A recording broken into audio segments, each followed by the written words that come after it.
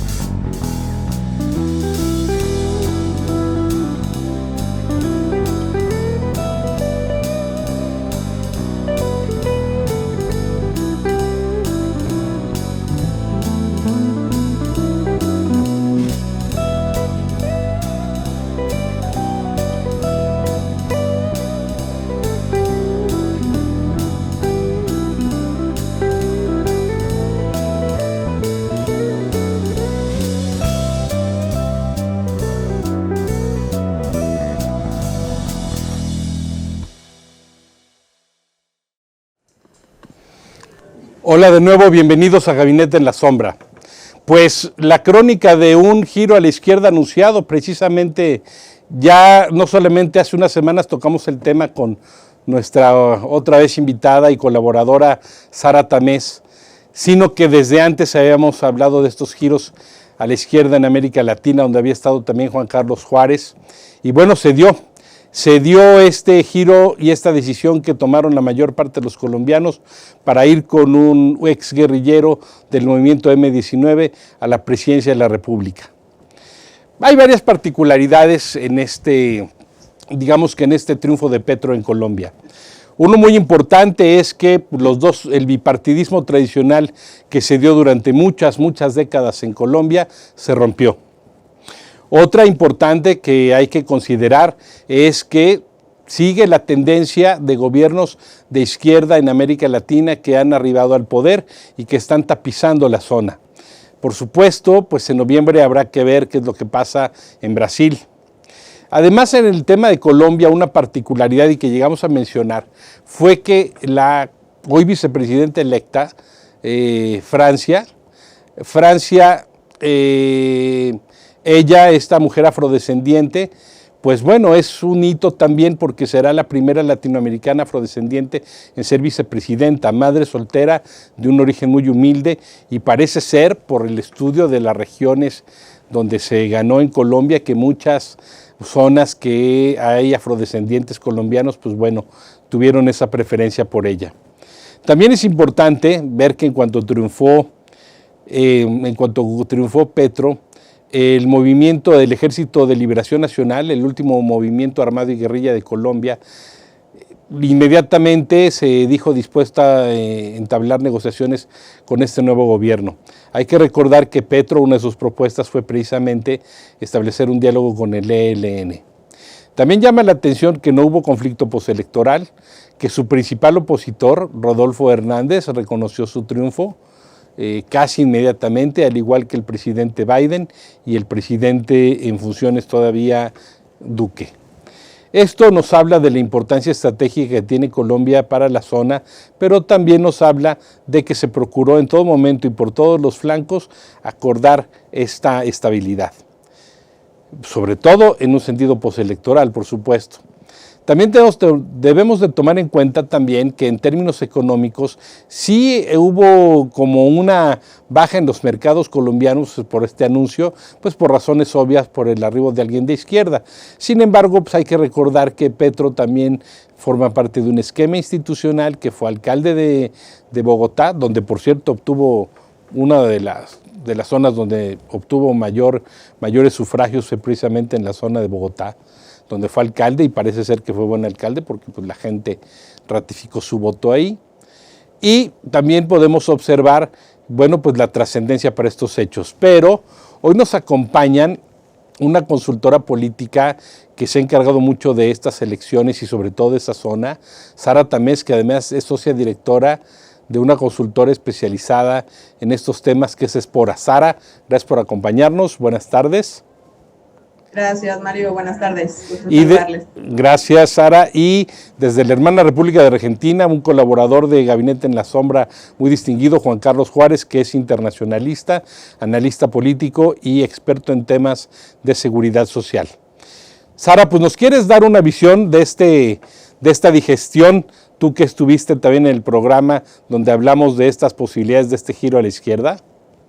Sí, claro, pues bueno, recordemos que en la ocasión anterior platicábamos desde el proceso posterior a la elección de los candidatos de cada una de las coaliciones, ¿no? Como decíamos, un poco haciendo un recuento súper breve, ¿no? Petro venía encabezando o siendo el visiblemente candidato de esta coalición de la que él forma parte, y aprovecha esta ventaja, este posicionamiento que trae no solamente desde este proceso electoral, sino desde el 2010, que fue la primera vez en la que participó a una candidatura presidencial. Y en la primer parte del proceso, ¿no? Nos sentamos a platicar justo en las vísperas de la primera vuelta. En la primera parte del proceso, lo que vimos fue una competencia que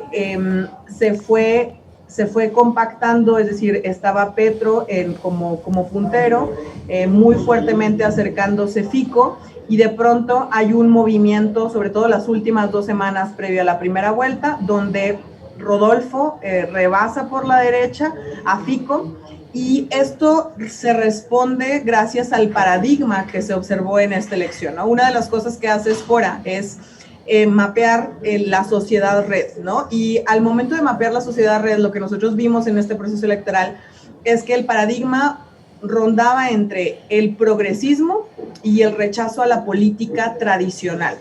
Entonces, en el rechazo a la política tradicional, donde estaba el voto de Rodolfo, el miedo a la izquierda, el conservadurismo e incluso el antiuribismo, tenía como un sesgo, ¿no? Del lado izquierdo como del análisis, ¿no? Y del lado derecho estaba el progresismo, también el voto en blanco y todos los sin opinión, por los cuales fue Petro en la segunda vuelta muy visiblemente. Pero, bueno, en esta segunda vuelta me parece que a manera de observación general es importante recalcar que hubo un 58% de la participación del padrón electoral, es decir, esta segunda vuelta movió a la gente en Colombia, ¿no? Es prácticamente la participación más alta en los últimos 24 años. Estuvo muy reñida la cantidad de votos que obtuvo uno y el otro, ¿no? Fueron prácticamente 11.2 de millones de votos por Petro. La diferencia fue de menos de 800,000, 716,000 votos, los que marcaron la diferencia entre el uno casi y el otro. Casi 3%, ¿no? Ajá, sí, casi 3%.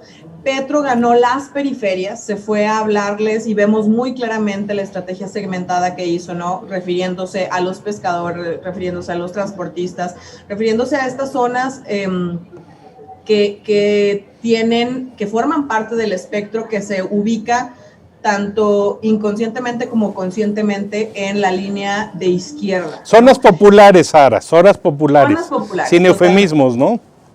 Así es, pero ambos mantuvieron sus bastiones. Rodolfo, por ejemplo, pues se quedó con toda esta gente de Santander, que evidentemente aparte tenían un tema de orgullo, ¿no? Es la primera vez en mucho tiempo que tenemos un candidato de Santander y que podría ser presidente, entonces eso los movía a una fuerte participación. Lo que ya comentaste de Francia Márquez, las fracciones políticas que apoyan hoy a Petro van a requerir hacer alianzas, ¿no? Refiriéndome a las cámaras, alta y baja, no tiene una mayoría, pero está en proceso de construcción de todas estas alianzas políticas y hay oportunidad de que las pueda construir. Y me parece que la gran cantidad de errores que cometió Rodolfo, tanto omisiones como algunos mensajes que le dieron cierta inconsistencia al mensaje que comunicó en la primera vuelta, fueron los grandes detonantes de los resultados. Como la fiesta en Miami, ¿no? Estando en Miami en una pípara fiesta esperando el resultado, ahí con modelos y etcétera, ¿no? Que no estaba en Miami, de hecho sacaron un video viejo, pero quedó perfecto en la coyuntura. Así que bueno. Entonces no estaba en Miami, fue un video ahí que metieron para... Y fue a Miami. pero no, esa fiesta no era de ese momento. Ah, muy bien, qué bueno que nos dices. Supieron utilizar muy bien en el equipo de Petro la comunicación digital, ¿no? Muy bien. Bueno, dejo esto como antecedente para escuchar también a Juan Carlos. Juan Carlos, ahí estamos viendo la radiografía electoral ahí con Sara y pues los movimientos a grandes rasgos, pero el tema que hemos venido acariciando desde hace, pues yo diría más de un año, y que es este giro a la izquierda y el por qué se está dando. Y yo te comparto, y como también un día lo comentaba con Sara, que el caso de Colombia se me hace muy calcado de lo de Chile, eventos de Plaza de Italia, la destrucción del metro, el aumento de las tarifas, lo que hizo Duque en plena pandemia, aumentar los impuestos, ese gran descontento social, esta capitalización, sobre todo de sensibilidades, y que yo creo que junto con una mujer afrodescendiente de un origen muy humilde, más allá, yo diría que del esquema o de la etiqueta popular, sino muy humilde, llegan a la presidencia y vicepresidencia de Colombia. ¿Qué opinas en este aspecto de este impulso que viene de la izquierda de hace tiempo? A ver, creo que ha sido una elección muy importante porque hubo un giro en un país que era muy centralizado, digamos, a la hora de votar, y no había extremos. Por primera vez llegan dos extremos. La extrema derecha, una extrema derecha representada, y por el otro lado, alguien que venía de la izquierda, del progresismo. Lo más importante, creo que en términos de ciudadanía, es que el discurso del miedo no ganó, porque se implementaba un discurso del miedo contra Gustavo Petro. Pero Gustavo Petro tiene a su favor el hecho de haber sido alcalde de Bogotá, el hecho de haber integrado, digamos, el Congreso Nacional, y incluso cuando fue destituido de la alcaldía fue repuesto por la Corte Interamericana de Derechos Humanos. Esa es una cuestión. La otra cuestión que estaba flotando en la primera vuelta y en la segunda vuelta, que era el tema del fraude, lo que hizo que Gerardo de Casas, como el encargado del Observatorio Electoral de la OEA, e inclusive el Observatorio Electoral de la Unión Europea, que participó también en la observación de esta elección, liberaron de toda sospecha esta situación, lo cual le da legalidad y legitimidad de origen, algo que muchas veces suele estar cuestionado. ¿Cuál es la otra diferencia que tiene por ahí con lo que sucedió en Chile? Es el hecho de la experiencia en la gestión de Petro, de haberse asumido en su momento, de haber sido un integrante de un movimiento guerrillero y después dejar eso y reincorporarse a la vida institucional y a la vida política. Y la otra cuestión que deja esta elección en Colombia abre claramente una puerta a la llegada de Lula en Brasil, porque digamos que la situación de AMLO en México, la situación de la elección en Chile, ahora lo de Colombia, y en octubre la primera vuelta en Brasil. Y antes Argentina. Exactamente. Entonces, queda ahí reflejado un movimiento. Fíjate vos cómo se va desplazando en Latinoamérica. No comparto esa visión que aplican algunos medios de comunicación como señalarlo como estados comunistas. La verdad que no tiene nada que ver y no conocen la real situación. Y no conocen de izquierda, ¿no? Latinoamericana también. Claro. Y por otro lado, me parece muy importante los anticipos en materia económica y monetaria que dejó traslucir Gustavo Petro para que no le sucediera lo que le sucedió a Gabriel Boric en Chile, digamos, que los mercados hicieran alguna corrida por la desconfianza. Creo que cuando señala a quienes pueden ser su responsable en Hacienda, en relaciones exteriores, en materia de defensa, lo que tiene que ver con la seguridad interior y además con el área de desarrollo, creo que esas medidas es como que mostraron a alguien racional, cauto, serio y responsable. Y el hecho de anunciar una política agresiva en materia educativa para que los sectores postergados de Colombia puedan acceder a la educación. Ustedes saben bien que en Chile y en Colombia la cartera más importante crediticia es la que lleva a tomar crédito por parte de las familias para la educación de segundo nivel y la educación universitaria. Es decir, una universidad en Colombia, su coste es más importante que la Universidad de Harvard, por ejemplo. Esto lo digo porque he participado como observador electoral cuando ganó Santos, y obviamente uno trata de conocer esa realidad. Y en el dato político electoral, fíjate que Petro gana en las zonas de puertos, en las zonas costeras, como ganó Biden en Estados Unidos. No, fíjate en la zona de los trabajadores, como comentaba Sara ahorita. Y de los que tienen más contacto con el mundo en el ida y vuelta, en las zonas portuarias. Esto es lo importante. Bueno, la llegada de Francia como la vicepresidenta descendiente afrocolombiano, en este caso, digamos, me parece que es muy importante y es una revalorización de nuestros pueblos originados, nuestros pueblos trasplantados hacia América Latina. Creo que esto es lo importante. He tenido acceso al análisis postelectoral que hizo la Unión Europea sobre la misión de observación electoral en Colombia, y los datos son muy interesantes porque habla de la influencia de la televisión, de los medios de comunicación, la influencia de las redes, sobre todo en el aspecto negativo de las redes. Las redes siguen operando todavía como un espacio donde la negatividad le gana a la propuesta y a lo positivo.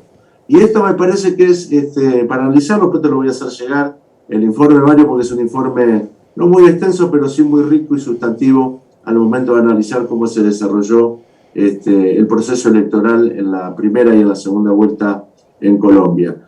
Esto ha sido tan contundente en términos electorales políticos que hoy la expresidenta, vicepresidenta de la Argentina, Cristina Fernández de Kirchner, está analizando y está enviando mensajes en el sentido de que puede ser candidata en el 2023. Hasta el punto que se reunió con el titular de una de las escuderías de análisis económico en la Argentina. Pero era obvio, Juan Carlos, era obvio que Cristina andaba ya en la casa de ir tras la candidatura y por los pleitos que ha tenido con Fernández ya hace tiempo, ¿no? Quizás lo oficializó, pero ya se percibía eso de Cristina, ¿no? Exacto, y yo creo que esto le ha dado un impulso, pero también le ha dado un impulso a Mauricio Macri, el expresidente. Por parte de la derecha.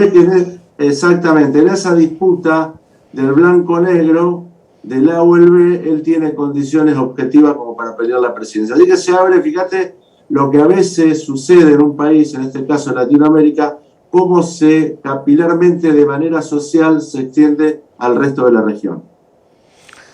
Sara, en términos de las redes, ahorita que mencionaba Juan Carlos Juárez, es evidente que están jugando un papel y seguirán jugando un papel y sobre todo en la medida que se vayan sofisticando más. Pero también hemos visto que así como antes la desinformación se ocultaba en los periódicos, en la televisión, se ocultaba en la radio, en los diversos medios de comunicación, ahora también la red se utiliza mucho para desinformar. Por ejemplo, ese ejemplo que tú me decías de la fiesta en Miami, yo juraba que se había pasado mientras estaba en la elección y dije, bueno, qué bárbaro este hombre Rodolfo Hernández estar ahí, pero ahorita me acaba de decir que no, yo me fui con la finta. Entonces, tú que estás muy metida en el tema de las redes, dime una cosa, ¿es realmente de este grado de influencia y de impacto que tienen las redes?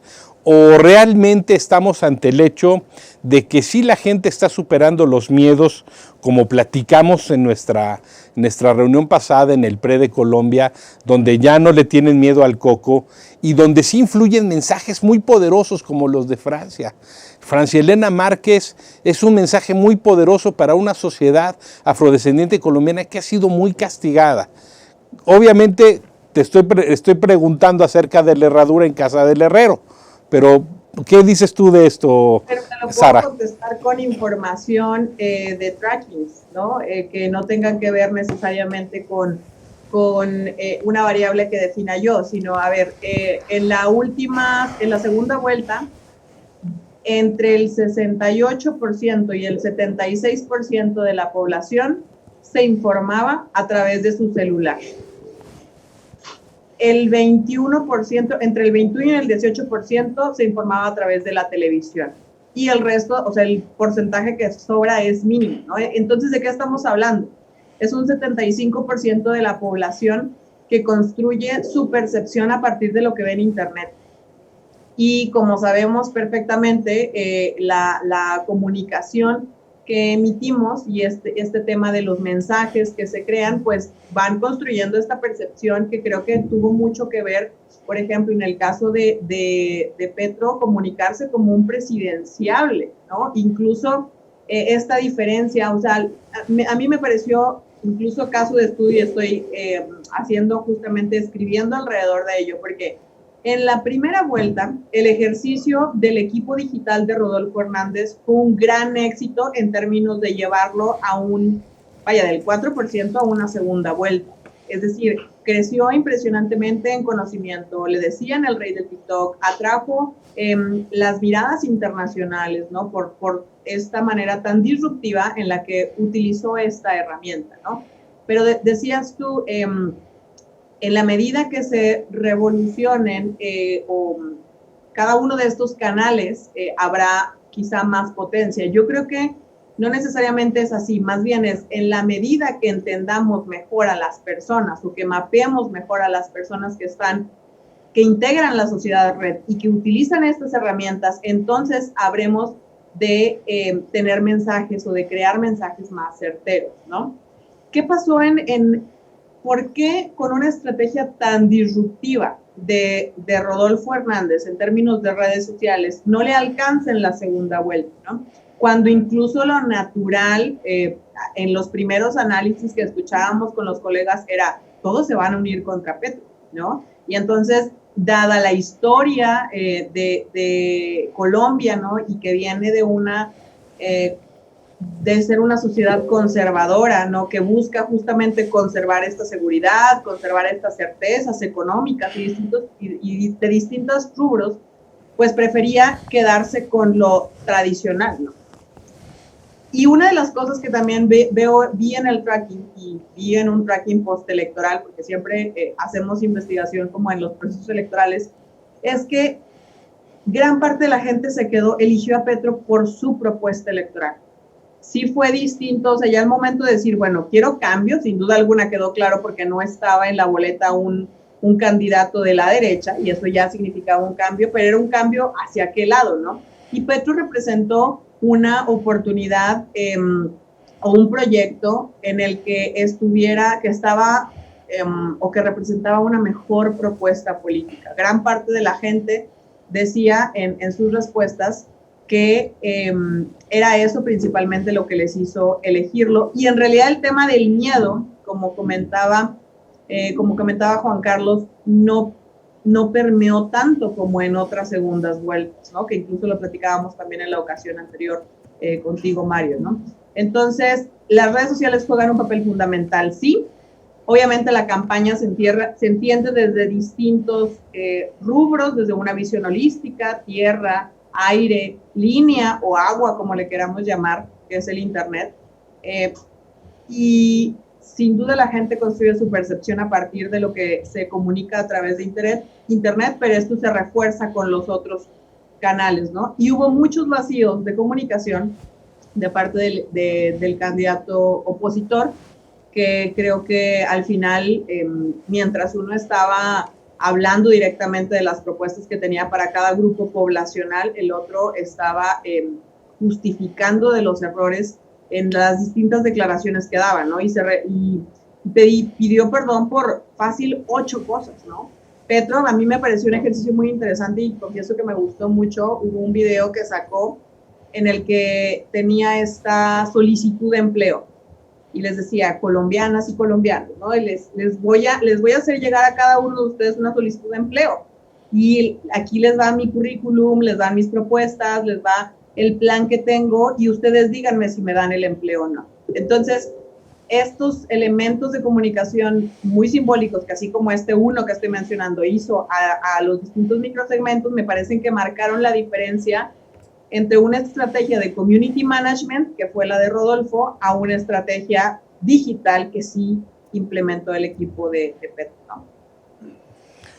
Juan Carlos, un poco para jugarle un poco al abogado del diablo en torno a lo que nos dice Sara, que es muy importante en cuanto a esas estrategias digitales y que Petro se recargó en ellas. Yo me voy un poco también por la reivindicación de las ideologías. Me explico. Desde hace tiempo le hemos dado seguimiento a los análisis por país. Yo te diría que incluso en México, en varias regiones y estados, muchos han estado votando, en el caso de México, por Morena, porque ven que en algunos estados donde tradicionalmente estaba el PRI, como en Hidalgo, había la oportunidad de una alternancia después de casi 90 y tantos años. Desde Espiras en Grecia, pasando por lo que sucedió con estos movimientos anticorrupción que se convirtieron en partidos en España, por supuesto la disrupción de Trump, y todas las latinoamericanas, un poco también lo que pasó en Argentina, en Chile, lo que pasó con Pepe Mújica allá en Uruguay. Yo creo que hay una reivindicación de la izquierda donde esta izquierda se hace más electoral, más participativa, y aunque despierta muchas expectativas que en el corto plazo son imposibles cumplir, sí despierta mucho las emociones. Mientras la derecha, que se recarga en el ámbito tecnoburocrático, te habla de estabilidad, de que más bien tengas miedo de saltar al vacío, de que te das una constelación de cifras y datos que no despiertan sensaciones, sino pues más bien ciertos razonamientos que muchas capas y segmentos de la gente no están considerando. ¿Cómo ves esta reivindicación ideológica de la izquierda en términos de que ya participa electoralmente en sistemas democráticos y gana?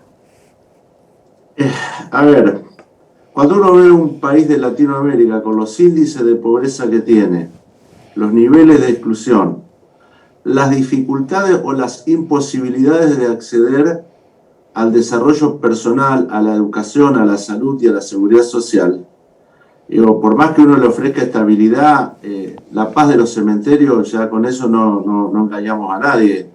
Es decir, está todo bárbaro para una porción muy chica de la sociedad y está todo muy complicado para una gran porción de la sociedad. Cuando uno ve los índices de desempleo reales, cuando uno ve los problemas para los jóvenes para acceder al primer empleo, cuando observamos el trabajo no registrado que implica no tener seguridad social. Cuando ves la discriminación racial que hay en la América Latina. Bueno, clasismo. Exactamente, los niveles de discriminación raciales, sexuales, económicos, etcétera, etcétera. Creo que lo de Petro, curiosamente, logró ser la novedad sin ser la novedad. Creo que construyó un mensaje, el alma del discurso, el alma de su propuesta, con 5 propuestas muy sencillas, que tienen que ver con la territorialidad, que tienen que ver con el reconocimiento de los pueblos más postergados, que está ubicado en que tienen que pagar 4.000 familias o empresas impuestos como no han pagado nunca. El poder acceder a la vivienda, el hecho de decir, es muy fuerte haberle dicho a los alcaldes vayan preparando tierra con los registros pertinentes para lograr, digamos, construcción de universidades y de escuelas. Es muy fuerte eso, en el siglo XXI, tener que estar discutiendo esas cuestiones.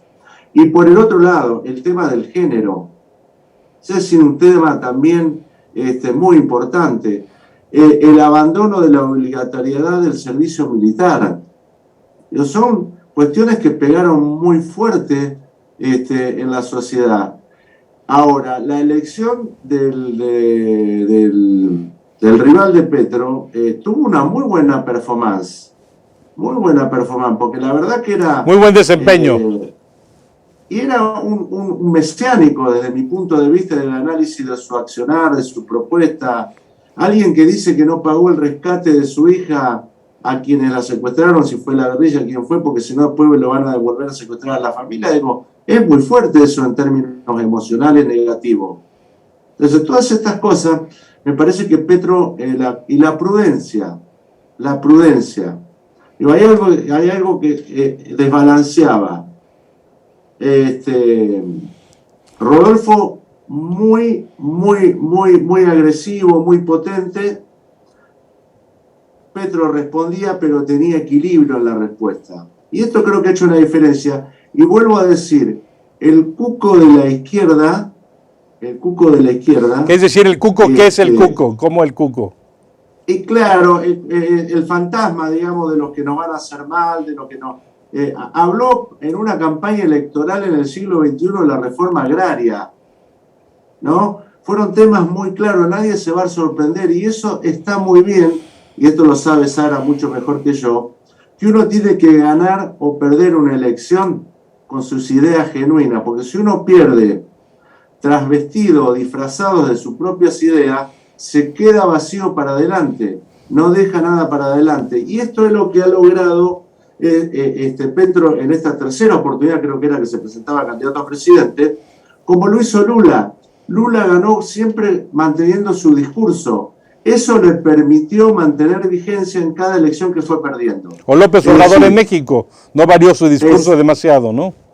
Exactamente, entonces, y le agregó frente a ese fantasma que se pretendió construir, el fantasma del miedo, le agregó, creo que fue muy claro cuando dijo, sin el capital como condición social no podemos construir nada.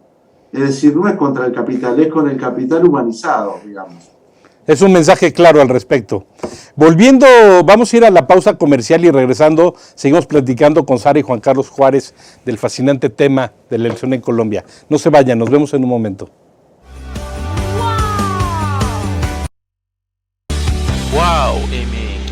WowMX.tv. Es así, hay que cuidar la alimentación para cuidar el cuerpo, hay que hacer ejercicio, hay que entrar en procesos de meditación, de una atención consciente, continua y constante de nuestra mente, ponerla en... Puede propiciar colaboraciones entre un diseñador y una marca ya establecida y fuerte. Nos encantan lograr esas colaboraciones, la industria, exacto, porque además sientes frío en los labios de esta parte y sientes como un beso. Sí, claro. No sé si me entiendes. Sí, te envuelve, te abraza.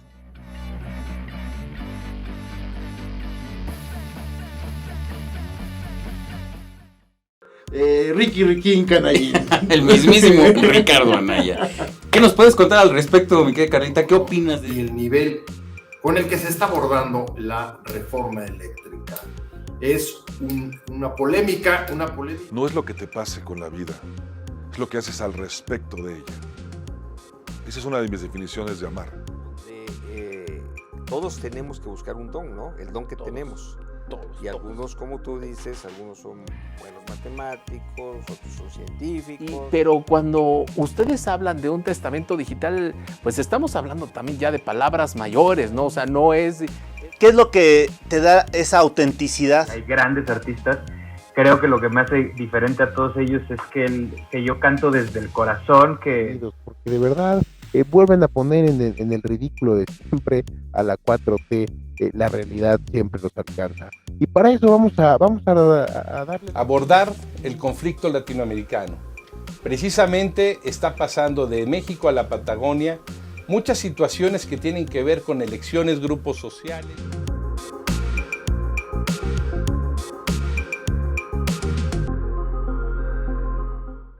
Son unos animalitos preciosos, ¿verdad? Mira, es un animal de compañía, de fácil manejo. Si te fijas, son pequeños. El que tú tienes ya no es tan pequeño. Te traje uno de alrededor de 6 meses. Vamos a ver, como les comentaba, los próximos estrenos. Una película preciosa que me tocó ir a la función de prensa que se llama Te llevo conmigo. Escritor, el periodista, el galerista, y quién sabe cuántas cosas más. Y lo que se acumula en la semana. Esos pedazos de vida de Sandra Becerril y todo lo que tienes allá adentro y que lo plasmas en unas letras increíbles que te van llevando. Simplemente lo que les acabo de leer. Las que hacía Rafael y que si era Juan Gabriel. ¿Cómo están mi gente bonita, hermosa, lindos, divinos, todos hermosos, maravillosos desde aquí? Les mando todo mi corazón. Pero estar aquí contigo y que seas mi padrino y que manifiestes lo que significa para ti la tinta en la piel es increíble. Sandy, sabes que te quiero muchísimo. En esta historia en la que una cantante muy famosa y su novio, que también es un cantante muy famoso, escribe una canción que se llama Marry Me, Cásate Conmigo. Como ustedes conecten con el dibujo está perfecto, ¿eh? Y ahí tenemos a este personaje, ¿verdad? Es fácil dibujar, así que pues anímense.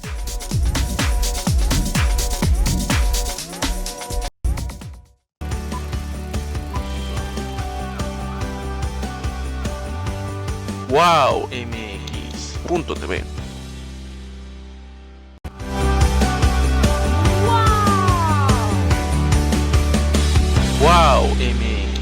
WowMX.tv. Hola de nuevo. Pues bueno, la caricatura de Fernando Morales, hoy de que ganó Petro, me llama la atención, Sara, por el tema de las promesas. Hay demasiadas promesas de Petro.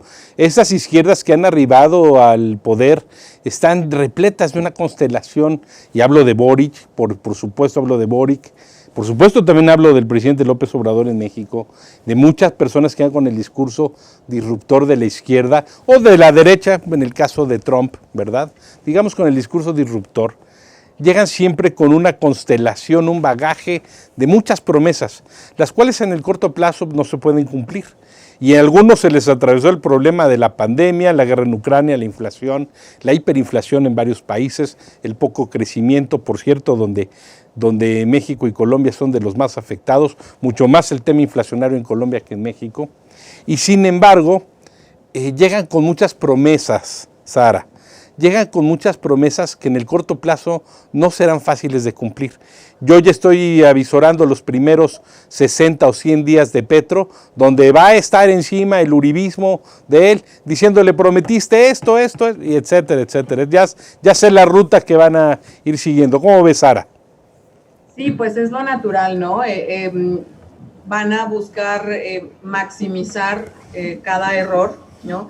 A mí me parece que Petro entendió bien algunas cosas, sobre todo el gran pedazo del pastel estaba integrado por mujeres y por jóvenes, ¿no? Entonces, yo vi en el análisis que hice para ambos candidatos, ¿no? O sea, Petro traía varios temas bandera, ¿no? Sus propuestas bandera tenían que ver, uno, con el tema de la igualdad e inclusión social, y prueba de ello era la integración de Francia a su fórmula. El tema del campo, ¿no? Se buscaba decir mucho, sobre todo porque creía, y funcionó, el tema de las costas y las zonas populares en las que les iba a dar el voto. Hablaba entonces de promover el cultivo de nuevas tierras, la repartición de tierras, ¿no? Retomar este tema que tiene pues un rezago importante en Colombia. Y hay otro tema que me pareció que mencionó mucho, de las EPS, ¿no? Que es el sector salud en Colombia, donde lo que él proponía es que exista una mayor intervención del Estado, ¿no? Y que pues las personas tengan cierta garantía de acceso a salud. En términos de las pensiones, que proponía aumentarlas, crear un sistema unificado que el Estado controlara, ¿no? Y que pudiera como distribuir de una mejor manera estas pensiones.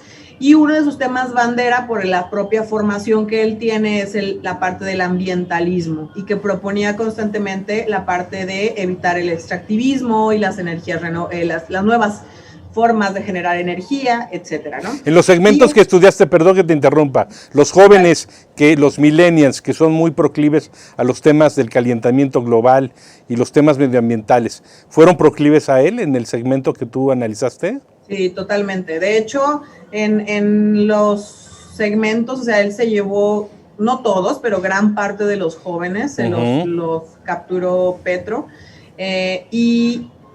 y creo que, bueno, en el término de las mujeres, por ejemplo, hicieron una campaña que estaba mucho también enarbolada por mujeres, ¿no? Activistas, actrices, ¿no? Siguieron el manual de una manera interesante. los influencers que involucraron, la hija de Petro se involucró, ¿no? Y entonces ella, que además viene de ser una activista política en términos de feminismo, ¿no? De temas ambientales, entonces le quedaba como muy natural subirse a defender ciertas cosas que también estaban en la agenda de su padre, ¿no? Y en el caso de Rodolfo traía un tema muy concreto que era el de la anticorrupción, ¿no? Y su movimiento político se llamó Liga Anticorrupción. Sobre todo la propuesta en términos de las licitaciones públicas, que precisamente al uribismo le dicen el cártel de las licitaciones públicas, ¿no? Exactamente. Y él se concentró, por otro lado, en tener como una bandera muy clara, ¿no? Que es en esta línea del antisistema o del rompimiento con los partidos disrupción. políticos. Solo que en estos vacíos comunicacionales de los que he estado hablando, de pronto había unas estrategias de comunicación por parte del equipo opositor a Rodolfo, y entonces se exhibían ciertas incongruencias que le fueron minando la reputación de ser una persona que iba a luchar contra la corrupción. Y tiene que ver con la percepción, pero fue utilizado de una manera, creo que estratégica, estas exhibiciones de Rodolfo, de sus cercanos, ¿no? Y ahí yo creo que se enfrentó a un tema muy interesante porque, a ver, Fico hizo campaña por Rodolfo abiertamente, ¿no? Bueno, Fico, el candidato del uribismo. Así es. Y Fajardo también se acercó inmediatamente con él y vaya, no fueron a ofrecer los votos porque pues las personas son autónomas, ¿no? Pero representan una fuerza política que en los primeros análisis, y creo que muy simplistas, era, bueno, los votos que ya obtuvo Rodolfo más los 8 que obtuvo Fico, más un tantito que les pueda dar Fajardo, entonces ya podría ganar Rodolfo, ¿no? Eso es como parte de lo que se decía al inicio. Pero Rodolfo se enfrentaba al reto de decir, si yo estoy diciendo que soy el antisistema, ¿cómo voy a aceptar abiertamente el apoyo de toda esta gente de derecha y toda esta gente del que sistema, forma parte de las típicas líneas políticas, ¿no? Entonces él, en un discurso un poco arriesgado, pero que creo que lo mantenía congruente, lo mantuvo congruente de saber, yo soy, y de hecho decía, una de sus frases era, mi alianza es con el pueblo colombiano. No, yo no tengo otras alianzas, ni con el partido de Fajardo, ni con los partidos que representan a Fico o al uribismo, el liberal, etcétera, ¿no? Duque. Entonces, ahí en este tema de las ideologías que comentaban, me parecen que es un ciclo, ¿no? que se va cubriendo. En el 2020 hicimos un análisis para Colombia y posterior a las elecciones a las protestas que hizo la ciudadanía por el tema de la propuesta en los cambios del sistema impositivo, pues... En plena pandemia. Ajá. Bueno, previo a la pandemia y durante la pandemia. A Duque se le redujo la población que le apoyaba, pero de manera drástica. O sea, venía de tener 11 millones de personas, se quedó con 2 millones de personas. Que igual le pasó a Piñera en Chile por esa situación, previo a la pandemia. Totalmente. Entonces, en este ciclo que se rompe por las faltas de comunicación, o sea, por las fallas o los vacíos de comunicación, más que la izquierda o que una alternativa, que es al final lo que queda claro en Colombia. Se buscaba cambio, sí o sí. ¿Con quién? Incluso con una persona que podía ser un outsider como Rodolfo, que representara o que fuera un caso de éxito porque es un empresario, ¿no? Que traía ciertas banderas, etcétera. Pero al final, a mí creo que sigue quedando, en términos generales, la sociedad colombiana sigue decidiendo quedarse con este tema de la certidumbre. O sea, yo quiero conservar,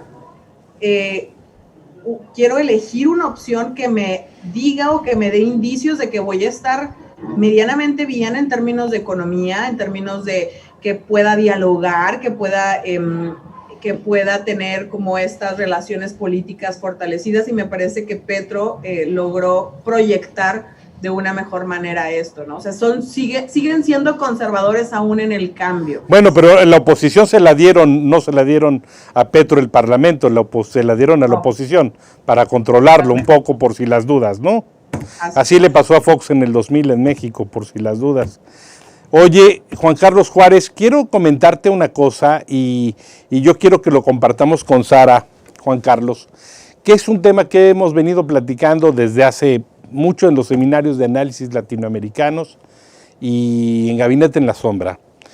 Aquella ilustración, aquella graficación que hizo Fernández cuando fue la toma de posición de Boric y se le acercó a la esposa del presidente de México y le dijo que sería bueno un eje Buenos Aires, Brasilia, México, Ciudad de México. Evidentemente a esto le agregaríamos Bogotá.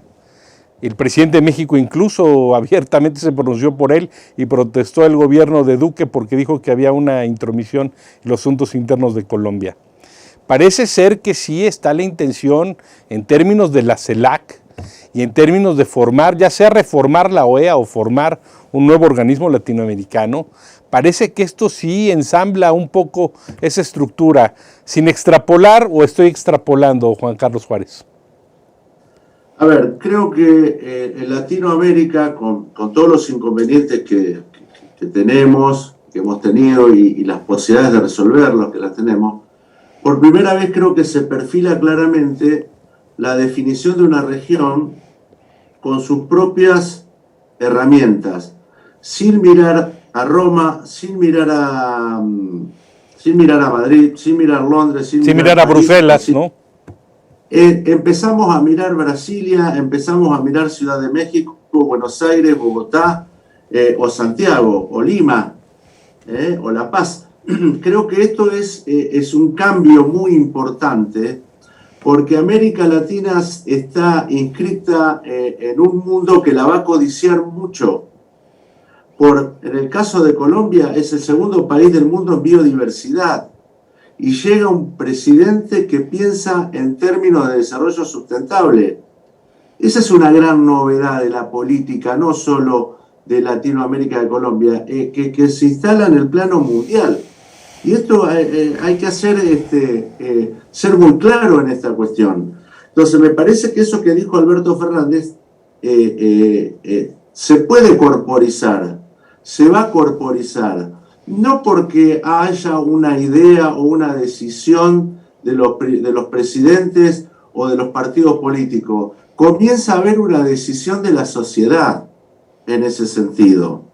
Porque son las sociedades. Lo que hacen los dirigentes es, digamos, tornear, darle forma a esas decisiones que toman las propias sociedades, en este caso en el ámbito de Latinoamérica. Y creo que estamos ante una muy buena posibilidad. Es como volver a las fuentes. Es decir, podríamos decir que la independencia de México, la de Argentina, la de Chile, la de Perú, o la de Colombia o la de Venezuela, pensaba en aquel momento mirándonos hacia adentro, pero después la dejamos en el camino y empezamos a mirar hacia afuera. Y otra vez hoy volvemos a mirar hacia adentro cómo nos desarrollamos con nuestras potencialidades naturales, con la explotación de la minería crítica pero con sentido racional, en el cuidado del agua, en tener desarrollo tecnológico propio para afrontar una pandemia, por ejemplo. Y en términos del racismo, y en términos del racismo latinoamericano y el cuasi apartheid que viven los pueblos originarios y los afrodescendientes, Juan Carlos, es un tema muy sensible. Es un tema central porque eso cubre todo Latinoamérica, pasa en Argentina, pasa en Brasil, pasa en Chile, pasa en Perú, en México, en Centroamérica, en el Caribe.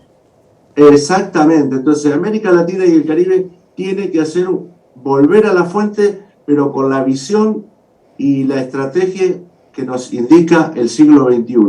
Ese es el gran desafío que tenemos. Y hay que construir un alma para ese proyecto, que no es un proyecto de un país, es un proyecto de una región. Así como lo hizo la Unión Europea, así como lo hicieron los países del Medio Oriente. Ellos construyeron un alma, digamos, de su desarrollo, bueno, y de su población. Nosotros debemos construir esa alma que nos permita conectarnos a lo largo y a lo ancho de Latinoamérica. Tenemos que superar las dificultades geográficas, curiosamente. Los montes, la montaña, los ríos. Tenemos que superar esas dificultades geográficas que fueron las que, curiosamente, la geografía nos limitó en muchos aspectos. Y nosotros tenemos que quebrar mentalmente para ser disruptivo la construcción de esta Latinoamérica que tiene que ser potencia, que tiene que ser más equitativa, que tiene que ser más organizada, que tiene que más ser solidaria. inclusiva. Y más solidaria también. Exactamente, tiene que ser inclusiva. Sara, ¿alguna breve conclusión que nos quieras aportar, por favor? Pues me parece que es claro que la gente está decidiendo cuándo ya no quiere más de lo mismo, que es importante que para saber, para que no te cambien, ¿no? Vaya, que te cambien por otro partido, pues hay que ir entendiendo y estudiando cómo es que se va cambiando cómo es que va cambiando la sociedad y los propios beneficios que están trayendo ciertos gobiernos, ¿no? Me parece que el ir creando cosas de acuerdo al movimiento tan rápido que tiene la sociedad es todavía un reto de gran parte de los políticos, ¿no? Todavía hay un gap.